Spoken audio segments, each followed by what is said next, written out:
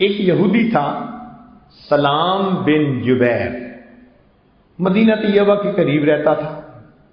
وہ وہاں سے بلاد شام آیا کہ میں کچھ تجارت کی چیز خریدوں۔ اس نے اپنی ساری چیزیں خرید لی، واپس جانے لگا تو ایک غلام بک رہا تھا، مگر وہ کمزور بھی تھا، رنگ بھی کالا تھا، نہ شکل نظر آتی تھی نہ عقل نظر آتی تھی، مگر دینے والا بڑی تھرو اوے پرائز پہ اس کو بیچ رہا تھا۔ تو سلام بن جبیر نے سوچا اس کو بھی لے لیتا ہوں، کچھ نہ کچھ تو مجھے پروفٹ مل ہی جائے گا۔ وہ اس کو لے کے مدینہ طیبہ پہنچا۔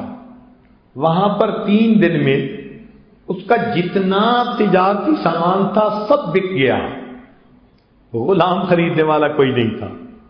جو دیکھتا تھا کہ یہ کام تو کر نہیں سکتا، بیمار نظر آتا ہے، ہڈیوں کا ڈھانچہ، نہ شکل ہے نہ عقل ہے نہ علم ہے۔ چنانچہ سلام نے اس کو کہا کہ دیکھو تمہاری وجہ سے میں اپنے گھر نہیں جا پا رہا، میرا باقی کام سمٹ گیا، تم یہاں سارا دن کھڑے رہو، شاید تمہارا بھی کوئی گاہک آ جائے۔ تو وہ بچہ جس کا نام سالم تھا وہ اس جگہ پر سارا دن کھڑا رہتا۔ اب مدینہ کی چلچلاتی دھوپ، پسینے میں شرابور، وہ ڈی ہائیڈریٹڈ نوجوان، اٹھتی جوانی، دھوپ میں کھڑا ہے، کوئی اس کو سائے پہ جانے کی اجازت بھی نہیں دیتا تھا۔ دیکھنے والوں کو ترس آتا تھا، مگر خریدنا بھی کوئی نہیں چاہتا تھا۔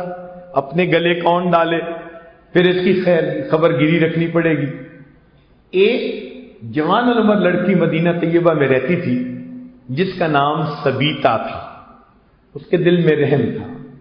اس نے جب 2 دن دیکھا کہ یہ لڑکا سالم یہاں پر دھوپ میں کھڑا ہوتا ہے، پسینے میں شرابور، رنگ کالا ہو گیا، سورج کی شعاع نے اس کی جلد کو جلا کے رکھ دیا، اس کو پانی پلانے والا کوئی نہیں، قسم پرسی کی حالت میں اس کا غم گسار کوئی نہیں، تو اس نے سلام بن جبیر سے پوچھا تم اس غلام کو بیچنا چاہتے ہو؟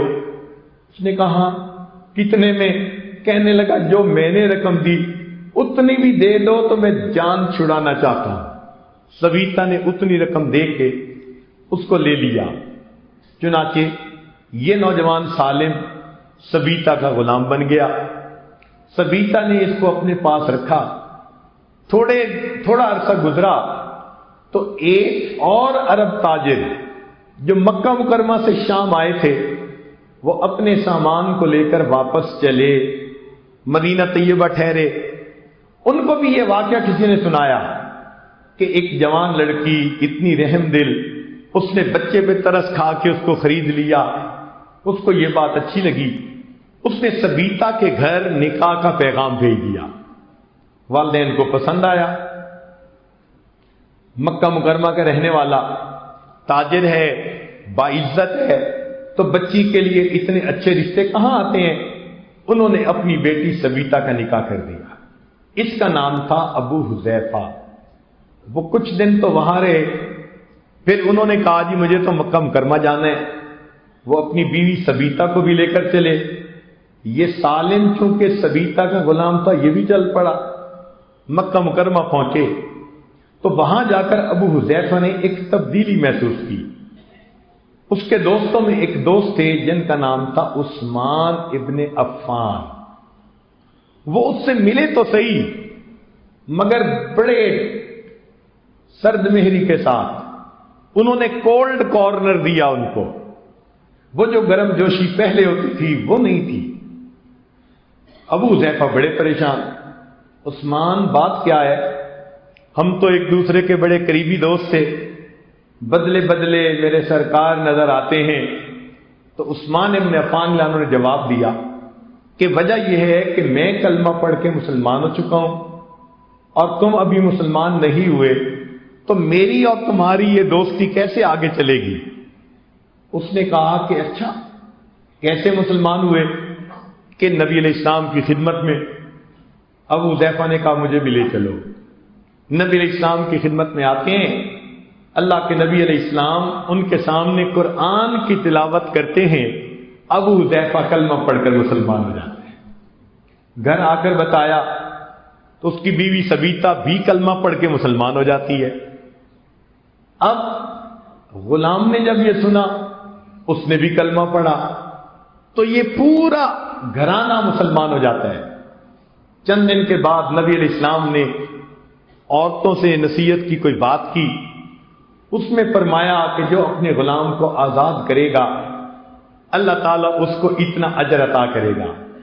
سبیتا گھر آئی، اس نے آ کر اپنے غلام کو کہا کہ میری طرف سے تو آزاد ہے۔ سالم رونے لگ گئے، میری ماں نہیں، باپ نہیں، میں یہاں پردیسی ہوں، آپ بھی مجھے چھوڑ دیں گی تو میرا کیا بنے گا؟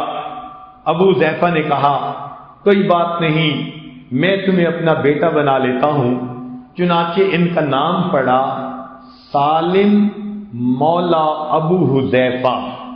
اب یہ چھوٹا بچہ جس کی دنیا کے اندر کوئی قیمت نہیں تھی، اہمیت نہیں تھی، شکل اچھی نہیں تھی، عقل اچھی نہیں تھی، دنیا اس کو گری پڑی چیز کا درجہ دیتی تھی، یہ نوجوان نبی علیہ السلام کی خدمت میں آنے لگا اور اس نے قرآن سیکھنا شروع کر دیا۔ قرآن یوں عزتیں دیتا ہے کہ اللہ رب العزت نے اس سالم کی زبان پہ قرآن کو ایسا جاری کیا، یہ اتنا خوبصورت قرآن پڑھتے تھے۔ ایک مرتبہ نبی علیہ السلام نے اسے پڑھتے سنا، فرمایا سب تعریفیں ہیں اس ذات کی جس نے میری امت میں ایسے قرآن پڑھنے والے پیدا فرما دیے۔ یہ نبی علیہ السلام کے کومنٹس ہیں اس نوجوان کے بارے میں، سبحان اللہ۔ چنانچہ جب مدینہ طیبہ ہجرت ہوئی تو چند صحابہ پہلے ہجرت کر کے آ گئے تھے، عمر لانو بھی ان میں تھے، اور ان میں یہ سالم مولا ابو حذیفہ بھی تھے۔ جب یہ لوگ قباء میں آئے تو وہاں نماز پڑھتے تھے، نماز کی امامت کے لیے لوگوں نے سالم مولا ابو حذیفہ کو چنا، چنانچہ سالم امامت کرواتا تھا اور ان کے مقتدیوں میں عمر بن الخطاب رضی اللہ عنہ تھے۔